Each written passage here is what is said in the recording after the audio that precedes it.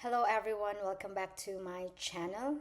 For this video, we will discuss Criminal Law Book 2, Title 7, which covers crimes committed by public officers. So this has been requested by siguro students that visit my YouTube channel. So to respond to your request, so here's a quick discussion. I don't know if this will be quick, but I hope this will help you in your study of criminal law. Title 7 covers Articles 203 to 245 of the Revised Penal Code. It penalizes abuse of authority and corruption, dereliction of duty, and betrayal of public trusts. So the basis for this is from the Constitution, which provides that public office is a public trust. So kailangan, if you are a public officer, you should abide by the rules in public office. Otherwise, you will be held liable, criminally liable under the law. So before we proceed to the different crimes under this title, i-define muna natin ano bang ibig sabihin ng public officers. Sino ba yung mga public officers that we are referring to in this particular title? So under Article 203 of the Revised Penal Code, a public officer is any person who by direct provision of law, it is provided for by law, or by popular election like an elected official, or appointment by competent authority or empleado, public employee, takes part in the performance of public functions in the government or performs in said government or any branch thereof public duties as an employee, agent, or subordinate official. So, if a certain person mag-fall siya dito sa definition, then he or she is considered a public officer subject to the provisions of Title 7. So this time, let's learn certain terms here under Title 7. So we have this malfeasance, which means doing an act prohibited by law. So yung bawal sa batas tapos ginawa mo, that is malfeasance, ang tawag natin dyan. Misfeasance naman if you perform your duty pero improperly performed. Meaning, let's say the law provides that you do or you perform your function in a certain way pero you did it differently from that rule, then ang tawag sa ginawa ng isang public officer is misfeasance. He performed his duty pero improper yung performance. Non-feasance naman means failure to perform your duty. So, under the law, you are required to perform this duty. Example, you are required to liquidate your cash advances, but you failed to do so. So, that is non-feasance. So, let's proceed to Article 204, knowingly rendering unjust judgment. So, what are the elements? Number 1, the offender here is a judge, of course, because we are talking about judgment. Second, he renders a judgment in a case submitted for decision. And the judgment is unjust, and the judge knows it is unjust. So before one can be held liable under Article 204 of the Revised Penal Code, the person of the complaint or subject of the complaint must be shown to have committed the act in bad faith. And that act must be committed knowingly. So alam dapat ni judge na mali yung kanyang judgment. Yung judgment niya is not based on law. Talagang in-issue niya lang yung judgment, which is unjust. So the judge will be held liable for rendering an unjust judgment where he acts in bad faith, malice, revenge, or some other similar motive. And take note also here that the offender must be a judge. Hindi siya dapat hearing officer or commissioner, for example. Kasi iba yung commissioner, iba din yung talagang judge. He must have been an appointed judge in order to be liable under Article 402.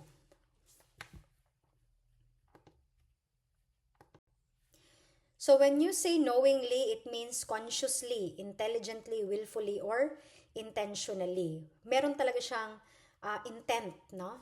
Or sinadya niya talaga na mag-issue ng unjust judgment. It must be shown that the judgment is unjust, which means that it is contrary to law, meaning hindi siya naaayon sa batas or hindi siya supported by evidence. Hindi siya based on evidence, and that the same was made with conscious and deliberate intent to do an injustice. But since bad faith here is an element of the offense, so therefore, good faith is a defense. So pwedeng magsabi lang si judge na error lang yung aking interpretation of the law. Nagkamali lang ako sa pag-render ng judgment. So if good faith is proven na it was a mere error, then there is no liability. Therefore, yung fiscal, yung prosecutor should prove na there is really bad faith. Kailangan niya i-prove na may bad faith para makonvict natin yung judge for rendering an unjust judgment. Next article is Article 205, Judgment Rendered Through Negligence. So the elements are as follows. Offender is a judge. So gaya na sabi natin, similar with 204, dapat appointed siya na judge. He renders judgment. The judgment is unjust. So meaning it is contrary to law, not based on evidence, no? And he rendered through inexcusable negligence or ignorance. So dito lang is hindi siya knowingly, parang hindi siya bad faith, no? Ang element dito is dapat negligence yung naging rason or ignorance yung naging rason why he rendered an unjust judgment. So example of that is ignoring established law. So there is a specific rule, no, with respect to a certain matter or issue, pero inignore ng judge even if it was raised, no, by the parties, no, by the counsel. So ang kaibahan niya sa 204 is that in 204 there is knowingly, no, an element of intent to render unjust judgment, no, for whatever reason, whatever motive yung judge. But here, katangahan lang ang rason, meaning ignorance of the law lang ang rason or negligence, no, na hindi siya excusable, no, like for example, basic yung principle pero still the judge rendered an unjust judgment. So Article 206, Unjust Interlocutory Order.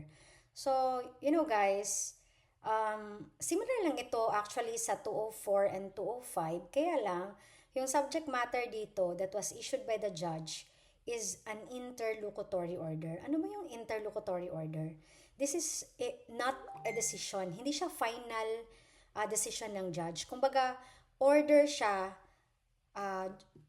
in between sa duration sa case, or parang order siya na inisyu ng judge while the case is still pending. So hindi siya yung final talaga na decision. So yung previous na mga articles talk about decision, meaning that judgment that determines the final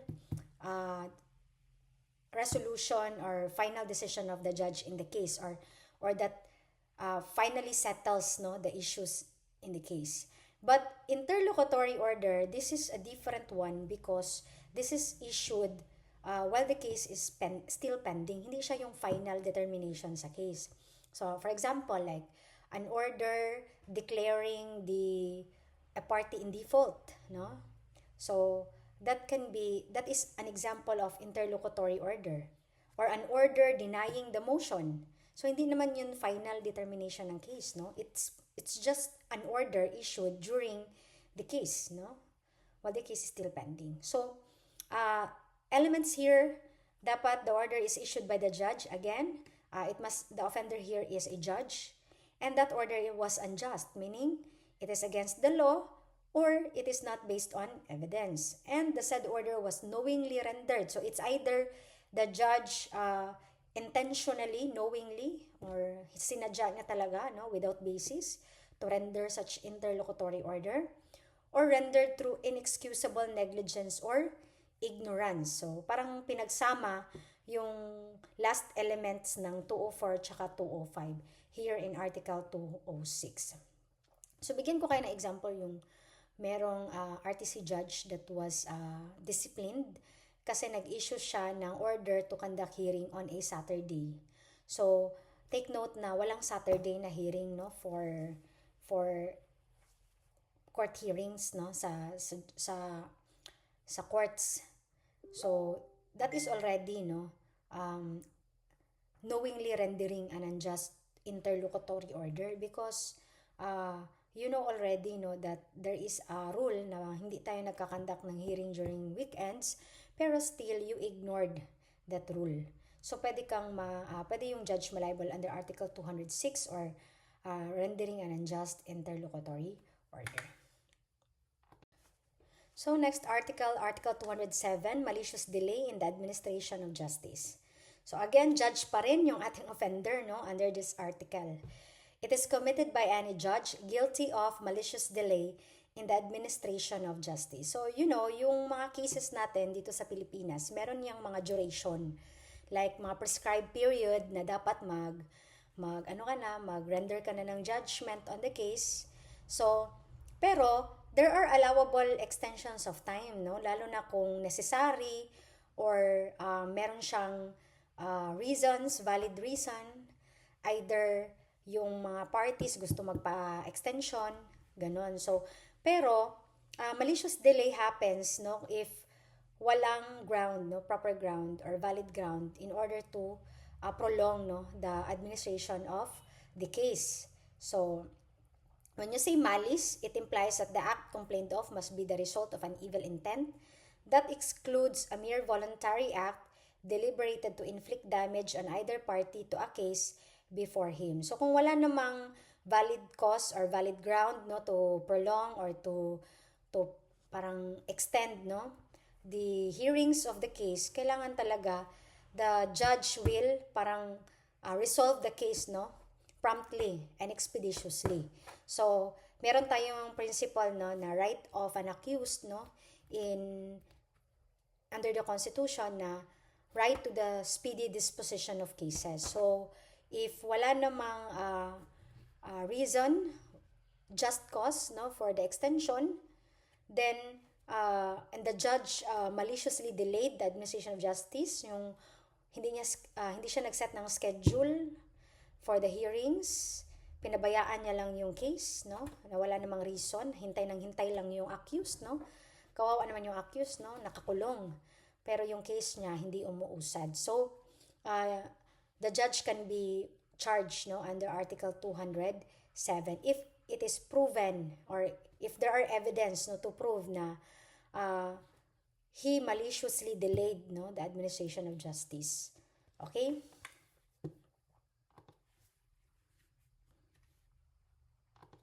So moving on to Article 208, no, prosecution of offenses. So the offender here is a public officer or officer of the law who has the duty to prosecute law violators. Examples, police officers, you have prosecutors, or any government employee responsible for enforcing laws, like for example, the PDEA, no, for enforcing the drug law, who knowingly or maliciously refrains, no, dalawa yung violative acts. Number one is dereliction of duty, the second one is tolerance. When you say dereliction of duty, it means you maliciously refrained from prosecuting kahit na caught in the act mo, pero hindi ka pa rin nag-file ng case, no? Hindi mo dinakip, no? Hindi mo kinasuhan. That's maliciously refraining, no? Even if you already have caught the person in the act of doing the violative act. For example, you are a police officer, tapos nag-reunion kayo with your classmates, and then doon sa reunion, yung classmate mo naggamit ng drugs, illegal drugs. So, dahil friends kayo, dahil classmate mo siya, hindi mo siya dinakip, no? You did not arrest him in flagrante. So, that's maliciously refraining from prosecuting. Or, tinolerate mo lang yung kanyang act, no? You tolerated the commission of the offense. Hinayaan mo lang siya. So, you can be held liable under Article 208. So we have here an example no, of Article 208. So yung facts dito, provincial fiscal siya, failed to prosecute known gambling operators, no, kahit kilala niya. Issue, was there liability for tolerating violations of law? The answer is yes, no? Public officer liable for deliberate refusal to prosecute. Baka meron siyang share or close friend niya, 'di ba? So ganon. So this next article, 209, betrayal of trust by an attorney or solicitor. So dalawa yung ating violative acts here. Number one is revelation of secrets, and the second one is betrayal of trust by an attorney or solicitor. In revelation of secrets, no, this is committed by an attorney at law or any person duly authorized to represent and or assist a party to a case who, by any malicious breach of professional duty or if of inexcusable negligence or ignorance, shall prejudice his client or reveal any of the secrets of the latter learned by him in his professional capacity. So we have this attorney-client relationship no in law na dapat if you are hired no engaged as a lawyer, so whatever it is na mga information or data na nakuha mo from your client in relation to the case, you are obliged to keep that information, no? Not divulge it to the opposing party. Hindi mo pwedeng ibenta yung information. Otherwise, you will be held liable for Article 209 for revelation of secrets. And also, magiging administratively liable ka, no? Under the law. So, you can be disbarred, no? For doing that. Second is betrayal of trust, no? This is committed by any attorney or any person duly authorized to represent and or assist a party to a case who, having undertaken the defense of a client or having received confidential information from said client in a case, shall undertake the defense of an opposing party in the same case without consent of his first client. So, this is what we call conflict of interest. Now, once you accepted or you parang even a consultation, no, you had a consultation with a prospective client, no, which has the intent to secure you or engage you as a lawyer. Tapos nagpa-consult siya what to do with his or her case. And then of course in the course of that consultation, nag-reveal siya ng mga confidential information. And then later on, bigla na lang you took the defense of an opposing party.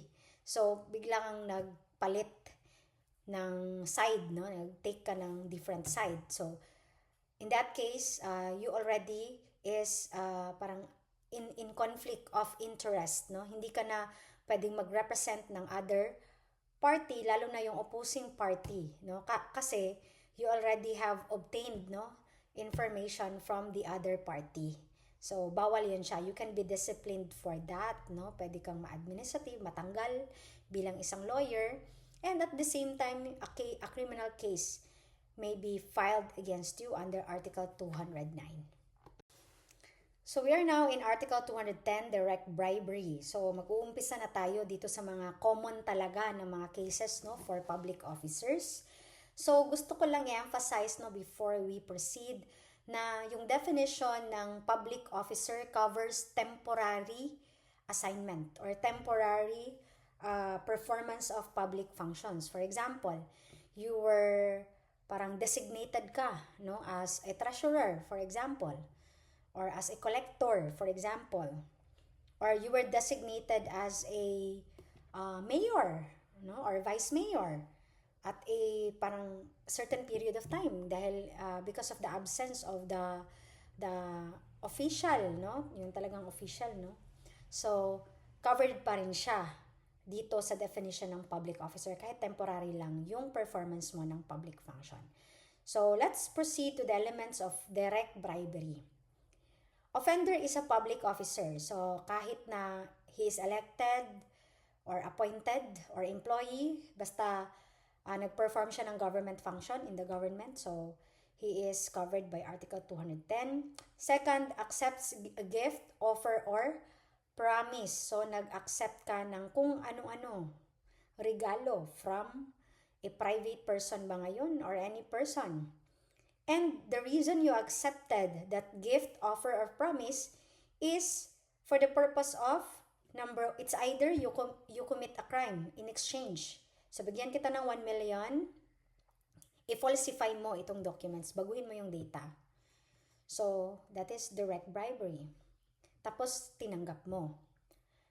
Doing an unjust act, no? So, in exchange for the gift. Or, refraining from duty. Example, nagtanggap ka ng pera para hindi siya dakpin, hindi mo siya i-arrest for the commission of the crime. So, you will be held liable. Yung offender, yung public officer na nagtanggap, siya yung magiging liable for direct bribery. Okay? So, sometimes, no, we misconstrue this term. Sometimes, ang sinasabi natin, huy, corrupt yan siya na na official. Corruption yan siya. Pero sa batas pala, under criminal law, the proper offense that should be filed against a public officer who receives gift, offer, or promise in consideration of the following, direct bribery pala yun. Yung kinumit niya is nag-bribe siya, no? By accepting gift, that is already bribery. So, technically, hindi siya corruption. Okay? Malalaman natin later what is corruption. So, take note of the following principles. The temporary performance of public functions is sufficient to constitute a person a public official, no, as explained earlier.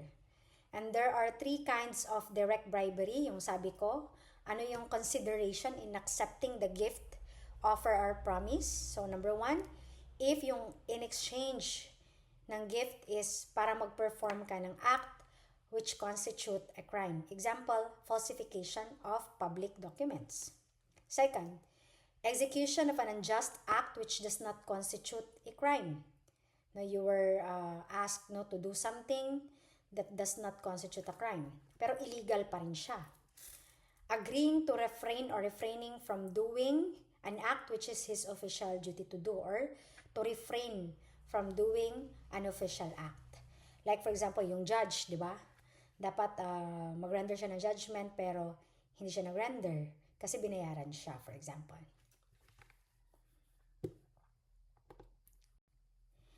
Direct bribery is a crime involving moral turpitude.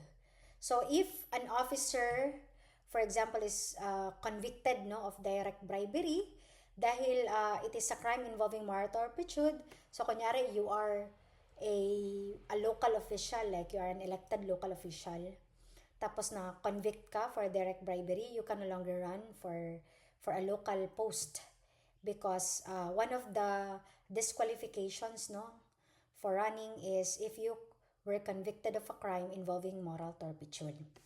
It is an act which is done contrary to justice, honesty, modesty, good morals, and involves an act of baseness, vileness, or depravity in the private duties which a man owes his fellow men, or to society in general, contrary to the accepted and customary rule of right and duty between man and woman, or conduct contrary to justice, honesty, modesty, or good morals, and which renders any person convicted of the said offense unfit to continue discharging his duties as a public official or a lawyer. So, isa ito sa mga ground that you can no longer go back to serve as a public official or employee. Official duties include any action authorized, including yung mga functions that are temporary in nature. It is sufficient if the officer has the official power, ability, or apparent ability to bring about or contribute to the desired end. The acts referred to in the law which the offender agrees to perform or execute must be ultimately related to or linked with the performance of his official duties. Dapat, yung act na gagawin niya is dapat related sa kanyang official duty. Kunyari, he is a mayor. So, merong nag-apply ng mayor's permit, tapos on the other side, merong nag-bribe sa kanya na wag mong i-grant yan. So, refusal to perform official functions. So, dapat related siya sa official duties ng public officer in order for him to be liable for direct bribery.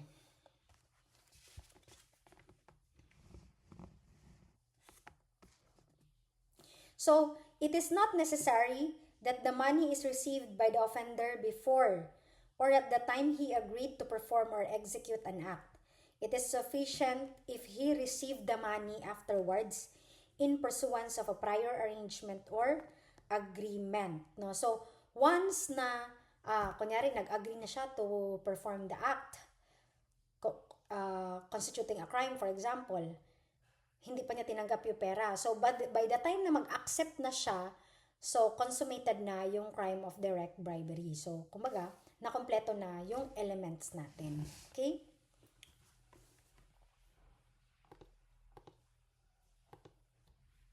So, ano ba yung mga examples no, of direct bribery? Yung hindi siya constituting of a crime.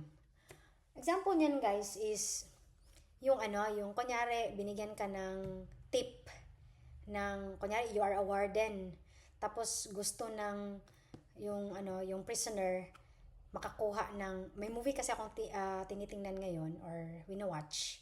So, binigyan niya ng pera yung warden para bigyan siya ng medicine or para makakuha siya ng copy ng certain book. Hindi naman siya constituting a crime, di ba? Kasi nga, bigyan mo lang siya ng medicine or magkuha lang siya ng copy ng libro, bigyan lang siya ng libro. So, bawal pa rin yun, no? Kasi nag-accept ka ng gift. Direct bribery pa rin, kahit na hindi siya constituting a crime. So, we have here an example no, of direct bribery. A counselor accepted money in exchange for favorable action. Was direct bribery committed? Yes, no? The acceptance of money as consideration for official act constitutes bribery. Whether that official act results to a criminal offense or not, for as long as parang binigyan mo ng pabor yung person in exchange for the money received, then that already constitutes direct bribery. Punta tayo sa Article 211, indirect bribery. So here in indirect bribery, walang consideration, walang element of consideration, meaning hindi required kung ano yung exchange for the acceptance of the gift or money. Basta lang, yung public officer, nag-accept lang siya ng any gift by reason of office. So, ang daming mga dito, parang subtle lang, pero violation na pala ng batas. Let's say, for example, yung contractor, for example, magpa-foods, no? Bigay ng pizza, pagkain, di ba? Pag may mga parties, nag-sponsor, mga ganun. So, that is actually indirect bribery kahit na hindi siya naghingi ng something in exchange for as long as binigyan ka niya by reason of office that you are, let's say, a back member or a counselor, no? So, it is not necessary that the officer should do any particular act or even promise to do an act. It is enough that he accepts gifts offered to him by reason of his office. So, careful tayo dyan, no, if we become public officers. Now, we move on to Article 211-A. Now, qualified bribery. So, bribery pa rin, pero ang difference lang nito is sino yung offender, no? So, number 1, committed by any public officer entrusted with law enforcement. So, we are talking about police officers, di ba? They are public officers entrusted with law enforcement, no? Second is, he refrains from arresting or prosecuting an offender. So, kasali pala dito yung mga prosecutors, di ba? Who has committed a crime punishable by reclusion perpetua and or death. So, kung yung crime is punishable by reclusion perpetua and or death, gaya ng murder, for example, no? So, hindi mo prosecute, hindi mo siya inaresto dahil nagtanggap ka in consideration of any offer, promise, gift, or present, or asked or demanded by him. Ayan, no? Ang kapal, di ba? So public officer, police or prosecutor, or any government of officer in charge with the law enforcement like PIDEA for example. So hindi niya inaresto, hindi niya kinasuhan. Yung crime na involved here must be punishable by reclusion perpetua and or death. Example is rape, no, ng statutory rape for example, ni-rape yung bata, minor. So that is, I think, the highest penalty for that is reclusion perpetua and or death, no? So, pag yun, for example, yung crime, tapos hindi mo inaresto. And then, merong consideration, di ba? Of any offer, promise, gift, or present. Okay? Or nag-demand siya ng kapalit. Okay? So, that is the offense to be charged, no? Qualified bribery. Now, finally, before we end this video, we discuss this Article 212, no? Under Chapter 1, Corruption of Public Officers. Diba sabi ko kanina na iba yung term na direct bribery, iba din yung corruption. Yung corruption is, ito yung nakukomit ng any person na nagbigay ng offer or promise or ang nagbigay ng gift or present. So, kunyari, public officer tsaka yung person na nagbigay ng gift, yung public officer will be liable for direct bribery. On the other hand, yung nagbigay ng gift, yung nag-offer ng present, ang liability niya is ang tawag corruption of public official. Siya yung nag-corrupt, no? Ang purpose is to induce direct or indirect bribery. So what is the difference between direct bribery and corruption of public officials? In direct bribery, the offender is a public official. It is a public officer or employee. But in corruption, yung liable dito is the person who made the promise, offer, or gives the gift or present to the public officer. Kung sino yung nagbigay, siya yung liable for the corruption of public officials. Okay? So I guess, no, that ends our discussion for Chapter 1 under Title 7 of the Criminal Law, Book 2. So see you on our next video. Thank you for watching. Subscribe to my channel and like in order to be updated, no, for more discussions like this.